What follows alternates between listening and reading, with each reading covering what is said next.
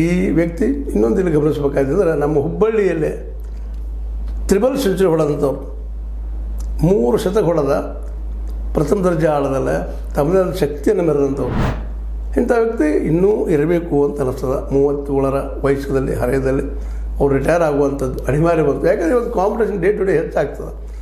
ಅದರಲ್ಲೂ 2020 ಮತ್ತು 1 ಡೇಗಳು, ಅದರಲ್ಲೂ 1 ಡೇಗಿಂತ 2020 ಅವತ್ತೆಲ್ಲ ಆಕರ್ಷಣೀಯ. ಹೀಗಾಗಿ ಅದನ್ನು ಯಾಕೋ ಇವರು ರೂಢಿ ಮಾಡ್ಕೊಳ್ಳಿಕ್ಕೆ ಆಗಲಿಲ್ಲ ಅಥವಾ ಅದಕ್ಕೆ ಹೊಂದಲಿಲ್ಲೋ ಏನೋ. ಯಾಕಂದ್ರೆ ಚಿಕ್ಕಂದಿನಲ್ಲಿ ತಾಯಿನ ಕಳ್ಕೊಂಡಂಥ ಈ ವ್ಯಕ್ತಿ ಶಾಂತ ಸ್ವಭಾವದವ್ರು, ಭಾಳ ಅಟ್ಯಾಕಿಂಗ್ ನೇಚರ್ ಅಲ್ಲ, ಸಹನಶಕ್ತಿ ಹೆಚ್ಚಿರೋದರಿಂದ ಈ ಒಂದು ಡಿಫೆನ್ಸ್ಗೆ ಒಂದು ಒತ್ತು ಕೊಡೋ ಜೊತೆಗೆ ಹೊಡೆಯಬೇಕಾದ ಬಾಲನ್ನು ಮಾತ್ರ ಹೊಡೆಯುತ್ತಾ ಉಳಿದ ಬಾಲ್ಗಳನ್ನು ಬಿಡುತ್ತಾ ಹೋಗುವಂಥ ವ್ಯಕ್ತಿ. ಪ್ರತಿಯೊಂದು ಬಾಲ್ನಲ್ಲೂ ಅಬ್ಸರ್ವೇಷನ್ ಇಟ್ಟಂಥ ವ್ಯಕ್ತಿ. ಸಹನಾಮೂರ್ತಿ ಅಂದರೂ ಅಡ್ಡಿಲ್ಲ. ಇಂಥ ವ್ಯಕ್ತಿ ಇವತ್ತು ನಮ್ಮಿಂದ ಆಡುವುದರಲ್ಲಿ ಟೆಸ್ಟ್ನಲ್ಲಿ ನಾವು ಇನ್ನು ಮುಂದಿನ ದಿನದಲ್ಲಿ ನೋಡಲಿಕ್ಕೆ ಸಾಧ್ಯ ಇಲ್ಲ ಅನ್ನುವಂಥದ್ದು ಇವರ ನಿವೃತ್ತಿಯಿಂದ ಸ್ಪಷ್ಟ ಆಗಿರುವಂಥದ್ದು.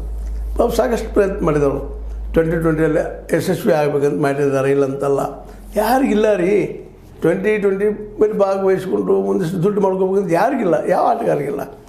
ಯಾಕಂದ್ರೆ ಈ ದೇಶದಲ್ಲಿ ಕ್ರಿಕೆಟ್ಗಿರುವಷ್ಟು ಕ್ರೇಜ, ಕ್ರಿಕೆಟ್ಗಿರುವಷ್ಟು ದುಡ್ಡು ಯಾವ ಆಟದಲ್ಲೂ ಇಲ್ಲ. ಅಷ್ಟು ಸತ್ಯ. ನೀವು ಕಬಡ್ಡಿ ಕಲೀರಿ, ಖೋ ಖೋ ಕಲೀರಿ, ಮತ್ತಾವುದು ಕಲೀರಿ, ಫುಟ್ಬಾಲ್ ಕಲೀರಿ. ಫುಟ್ಬಾಲು ಅಂತ ಹೇಳ್ಕೊಳಂಗಿಲ್ಲ ನಮ್ಮಲ್ಲಿ.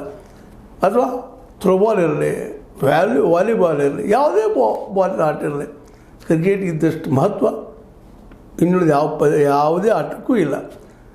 ಈ ಒಂದು ಕಾಲಕ್ಕಿತ್ತು, ಇಲ್ಲಂತಲ್ಲ. ನಮ್ಮ ಹಾಕಿ ಧ್ಯಾನ್ ಚಂದ್ ಅವರಿದ್ದಾಗ